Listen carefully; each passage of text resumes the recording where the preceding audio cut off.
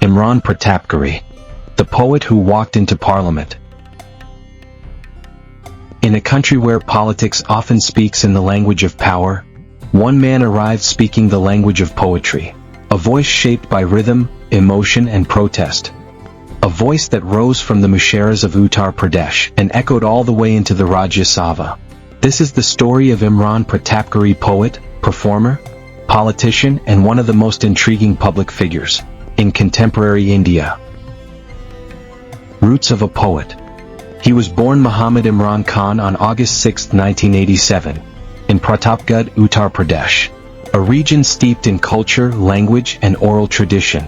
From an early age he gravitated toward words, not just as sentences but as emotion, as a way of seeing the world. Growing up, he found himself drawn to the world of Urdu poetry, a world where metaphors carried truth and rhythm carried resistance. His talent soon took him to musharas across India, where he became known for his powerful delivery and socially conscious themes. The rise of a voice. Imran Pratapgarhi's poetry was not ornamental, it was political. His nazms like Madrasa and Han Main Kashmir Hoon resonated deeply with audiences, especially young listeners who felt unheard. He spoke of identity, injustice and belonging, themes that were both personal and universal. His performances went viral, turning him into one of the most recognizable Urdu poets of his generation. तो मुझे connect करने में कोई दिक्कत नहीं आती, मैं उससे बात करता हूं और उसके मुद्दों पर बात करता हूं, शायरी के लहजे में बात करता हूं, तो उसे अच्छा लगता है, तो मुझे कोई दिक्कत नहीं आती कनेक्ट करने में, मुझे अच्छा लगता है। आप इनसे कनेक्ट करके दिखाइए, ये जो ऑडियंस है। इनसे कनेक्ट करने के लिए मुझे लगता है मुझे कुछ शायरी सुनाना चाहिए। मैं शायरी सुनाता हूं। इंकलाब का नारा होगा, इंकलाब का नारा होगा, इंकलाब का नारा होगा, पहला नाम हमारा होगा, धरती के आंसू निकलेंगे, धरती के आंसू निकलेंगे, धरती के आंसू निकलेंगे और समंदर खारा होगा, और समंदर खारा होगा। कहाँ सोया है चौकीदार, कहाँ सोया है चौकीदार, पेट्रोल ने सेंचुरी मार ली, गैस 1000 के पार, कहाँ सोया है चौकीदार, कहाँ सोया है चौकीदार, कि चाय बेचने वाला पूरा भारत बेच रहा है, सच बोल रहा हूं मैं, कि चाय बेचने वाला पूरा भारत बेच रहा है, इसी काम में हासिल उसे महारत बेच रहा है, कि रेल बिक गई, तेल बिक गया, बिका हवाई अड्डा, सब कुछ बिकता देख के खुश हैं अपने जेपी नड्डा, कि जनता महंगाई की मारी करती हाहाकार, कहाँ सोया है चौकीदार, कहाँ सोया है चौकीदार।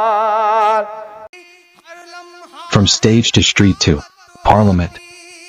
But poetry was only the beginning.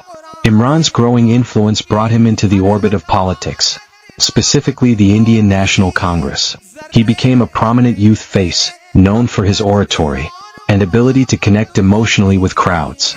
In 2019 he contested the Lok Sabha elections from Moradabad. He lost, but the defeat did not slow him down.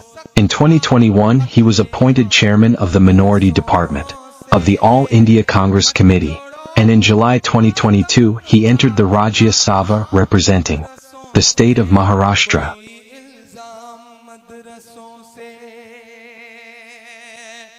के चाहे शेखुल हिंद हो या फजले हक Khairabadi. The politician. Inside parliament, Imran Pratapgarhi has positioned himself as a voice for minorities, youth and marginalized communities. His speeches often carry the cadence of poetry, a blend of emotion and argument.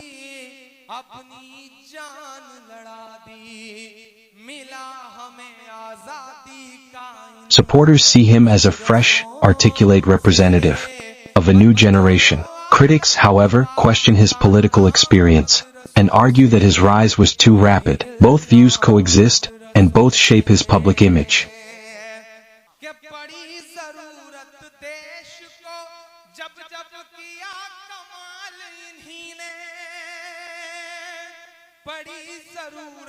Shri Imran Pratapgarhi ji 15 minute. धन्यवाद सभापति महोदय। पिछले 2 साल अमृतकालीन budget पेश किए गए और इस बार एक नई शब्दावली गढ़ी गई है, तुष्टीकरण बनाम संतुष्टीकरण का बजट। सभापति महोदय, सुनने में कितना अलंकारिक लगता है ये शब्द। सोच रहा हूं देश की वित्त मंत्री और प्रधानमंत्री जी से पूछूं कि आखिर किसकी संतुष्टि। जिस बजट में मनरेगा के लिए 1 रुपए की बढ़ोतरी ना हो, वही पुराना 86,000 करोड़, जबकि पहले ही 9,754 करोड़ का घाटा हो, जिस मनरेगा से करोड़ों मजदूरों के घर में चूल्हा जलता हो, उस मनरेगा में काम करने वाले गरीब मजदूरों के लिए अगर आपके खजाने से 1 रुपया भी इजाफी नहीं निकल सका, तो भला कौन संतुष्ट हुआ साहब? इस देश का गरीब मजदूर या आपके उद्योगपति दोस्त? वो जो महाराष्ट्र में लोकसभा और विधानसभा के बीच में 40 लाख मतदाता बढ़ाए गए थे, अरे उन्हीं के लिए मनरेगा का थोड़ा सा बजट बढ़ा देते। क्या उसमें मनरेगा का एक भी मजदूर नहीं था 40 लाख लोगों में? सारे के सारे 12 लाख की छूट वाले से आगे के लोग थे। सभापति महोदय, कल जब वित्त मंत्री जी देश की संसद में भाषण दे रही थी, तो वहां मुंबई में कोई गरीब इंसान जब अपनी जेब टटोल करके अपनी मोटरसाइकिल में 1 लीटर पेट्रोल भरवा रहा था, तो उस पेट्रोल की कीमत थी 103 रुपया प्रति लीटर। आखिर इतना महंगा पेट्रोल डीजल खरीद के कौन संतुष्ट हो रहा है? इस देश के गरीब लोग या फिर सरकार के चहेते धन्ना सेठ? सभापति महोदय, वित्त मंत्री जी इस बजट को मध्यम वर्ग को संतुष्ट करने वाला बजट बता रही हैं। अरे मैडम, हम आप यहां पर बैठे रहते हैं और वहां बाहर इसी दिल्ली में 1 लीटर दूध, चाहे वो अमूल का हो या फिर मदर डेयरी का हो, उसकी कीमत 73 रुपए लीटर है। इतना महंगा बेच करके कौन संतुष्ट हो रहा है? गरीब जनता या आपके धन्ना सेठ दोस्त? सभापति महोदय, इस सरकार का बाजार और महंगाई पर कोई नियंत्रण नहीं रह गया है। चाहे देश में लहसुन 400 रुपए किलो बिक जाए, टमाटर 100 रुपए किलो बिक जाए, प्याज का दाम सुनकर आंखों में आंसू आ जाए, लेकिन वित्त मंत्री महोदया बजट में महंगाई का मां भी नहीं बोलती हैं। बच्चों की किताब और पेंसिल तक पर टैक्स लगाने वाले सरकार से मैं पूछना चाहता हूं कि आप मध्यम वर्ग का हितैषी बताते हैं, खुद को तो शर्म नहीं आती है? खुद को धार्मिक कहने वाली सरकार भगवान श्री कृष्ण के प्रिय खाद्य पदार्थों, दही और मक्खन तक पर जीएसटी लगाती है और बात करती है मध्यम वर्ग की हिमायती होने की। जिंदा रहते हुए जनता से हर चीज पर टैक्स वसूलने वाली यह सरकार कम से कम मरने पर तो लोगों को बख्श देती, लेकिन नहीं, वहां भी लूटना है। अंतिम संस्कार के सामान, अगरबत्ती, धूप बत्ती, केवड़ा जल, चंदन पाउडर, जौ, बताशा, काला तिल, पंचरत्न, कपूर और कफन तक पर टैक्स लेने वाली यह सरकार किस मुंह से खुद को मध्यम वर्ग का हितैषी बताती है? कौन सी संतुष्टि? किसकी संतुष्टि? कदम कदम पर टैक्स देकर लुटने वाली जनता की, या फिर जनता से टैक्स वसूल करके धन्ना सेठों का खजाना भरने वाली सरकार की? किसकी संतुष्टि? अलीगढ़ मुस्लिम विश्वविद्यालय का किशनगंज सेंटर बजट के अभाव में दम तोड़ता जा रहा है। मैंने पिछले बजट सत्र में भी आवाज उठाई थी, आज फिर वित्त मंत्री जी से अनुरोध करना चाहता हूं दामन फैला करके कि अलीगढ़ मुस्लिम विश्वविद्यालय का किशनगंज सेंटर बन जाने दीजिए। आखिर कौन सी नफरत है? ये मुल्क हमारा भी है, इस मुल्क की मिट्टी में हमारा भी खून पसीना शामिल है। हमसे इतनी भी क्या नफरत? रिश्तों की ये नाजुक डोरें तोड़ी थोड़ी जाती हैं, अपनी आंखें दुखती हो तो फोड़ी थोड़ी जाती हैं। सभापति महोदय, अल्पसंख्यक मंत्रालय का बजट काटकर मौलाना आजाद नेशनल फेलोशिप बंद कर देना, प्री मैट्रिक स्कॉलरशिप बंद कर देना, नई मंजिल योजना बंद करना, धरोहर योजना बंद करना। 2024-25 के बजट में माइनॉरिटी मिनिस्ट्री के लिए 3,183 करोड़ रुपए की घोषणा हुई, लेकिन देश को हैरत होगी कि बाद में समीक्षा करके लगभग आधा कर दिया गया, 1,868 करोड़ रुपए। मुझे सरकार से पूछना है कि कौन संतुष्ट हुआ? इस देश का अल्पसंख्यक संतुष्ट हुआ है या आप संतुष्ट हुए? किसका संतुष्टिकरण? काश ये बजट बीपीएससी के पेपर लीक की शिकायत करने वाले नौजवानों पर बरसती हुई पुलिस के लाठियों पे जख्मों पर मरहम लगा पाता। सभापति महोदय, पिछले 80 दिन से 70 साल का एक बुजुर्ग एमएसपी की लीगल गारंटी मांगता हुआ आमरण अनशन पे बैठा हुआ है। काश ये बजट किसान नेता जगजीत डल्लेवाल की टूटती हुई सांसों की पीड़ा सुन पाता। काश ये बजट प्रतियोगी परीक्षाओं की तैयारी के लिए दिल्ली, कोटा, पटना, अहमदाबाद जैसे शहरों में, इलाहाबाद जैसे शहरों में किताबों के साथ गल रहे युवाओं के सपनों को जिंदगी दे पाता। काश ये बजट वंदे भारत के सुनहरे विजुअल के बजाय देश की गरीब जनता को कुछ और पैसेंजर ट्रेनें दे पाता। काश ये बजट सीनियर सिटीजन को ट्रेन टिकटों में मिलने वाली रियायतें वापस लौटा पाता, जिनको सरकार ने कोविड के नाम पे छीन लिया था। काश ये बजट किसानों की राह में कीले नहीं बल्कि कालीन बिछाने वाला बन पाता। काश ये बजट सरकारी मालिकों को यह समझा पाता कि नेहरू को कोसने से अर्थव्यवस्था नहीं सुधरेगी, उसके लिए डॉक्टर मनमोहन सिंह साहब की अर्थ नीति अपनानी पड़ेगी। पिछले 11 साल से नेहरू जी को कोस रहे हैं, आखिर कब तक कोसिएगा?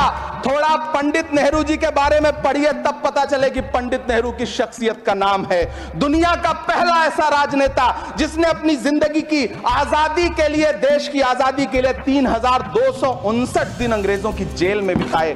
पंडित नेहरू एक ऐसे महान शख्स जिनके पिता पंडित मोतीलाल नेहरू, जिनकी बहन विजय लक्ष्मी पंडित, जिनके बहनोई पंडित रंजीत सीताराम, जिनकी बेटी इंदिरा गांधी, जिनके दामाद फिरोज गांधी, सब ने अंग्रेजों से लड़ते हुए स्वतंत्रता आंदोलन में जेल काटी।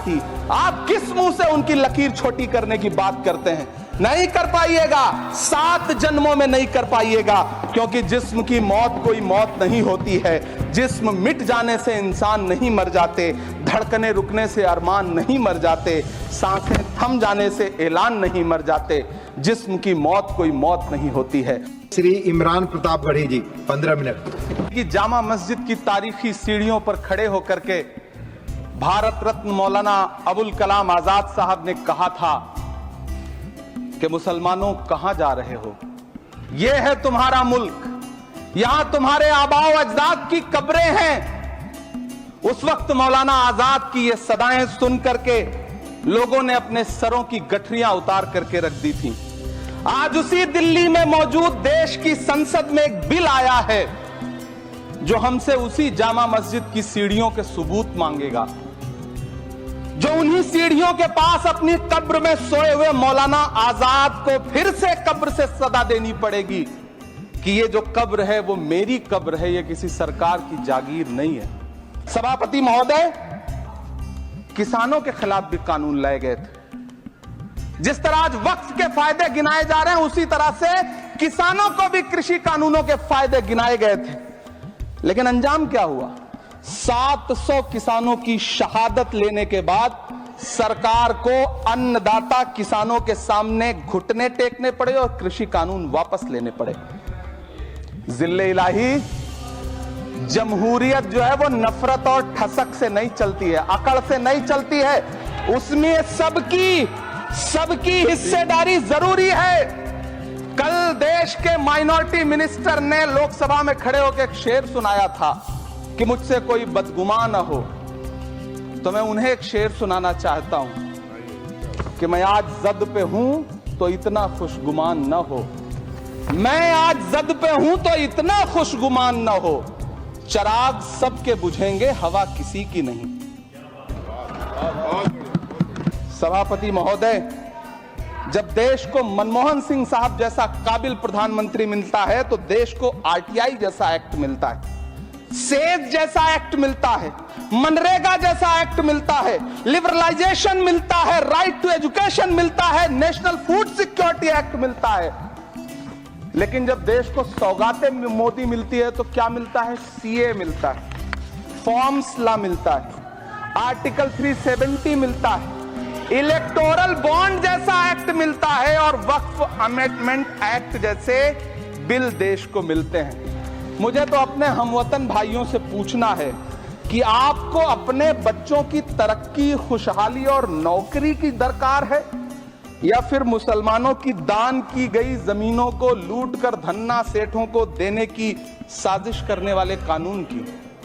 सभापति महोदय, यह सरकार रात के 3 बजे तक पूरे देश को जगा करके संसद में अपने ही नागरिकों को नीचा दिखाने के लिए वक्फ बिल ला रही थी, तो उधर रात के 1:30 बजे अमेरिका हम पर 26% टैरिफ लगा रहा था। Poetry and politics. A delicate balance. Imran Pratapgarhi stands at a rare intersection. For him, poetry is not separate from politics, it is an extension of it. His metaphors now carry the weight of public responsibility.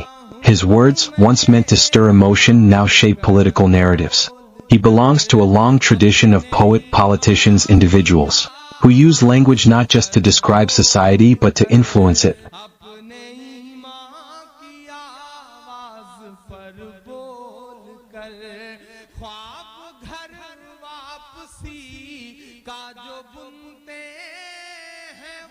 Controversies and criticisms. No public figure escapes scrutiny. Imran Pratapgarhi has faced criticism for his political appointments, his electoral performance and his outspoken views. Some argue that his poetry overshadows his policy work. Others argue the opposite, that his political role overshadows his art. Yet, through praise and criticism alike, he remains a prominent voice in national discourse.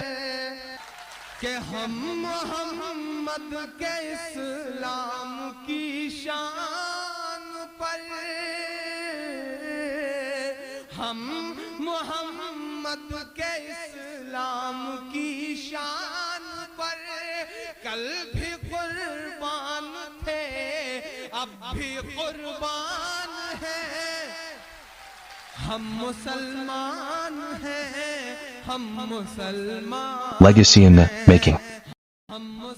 Today, Imran Pratapgarhi continues to navigate two worlds, the world of verse and the world of governance. He remains active in parliament, in party outreach, and in cultural spaces. His journey is far from over. Whether he is remembered more as a poet or as a politician will depend of the chapters he writes next, with words, with actions and with time. In the end, Imran Pratapgarhi is a storyteller, a man who began with metaphors and found himself shaping policy. A poet who stepped into parliament carrying the hopes of those who saw themselves in his words. His story reminds us that politics is not only about power, sometimes it is also about poetry. से भी आए नहीं।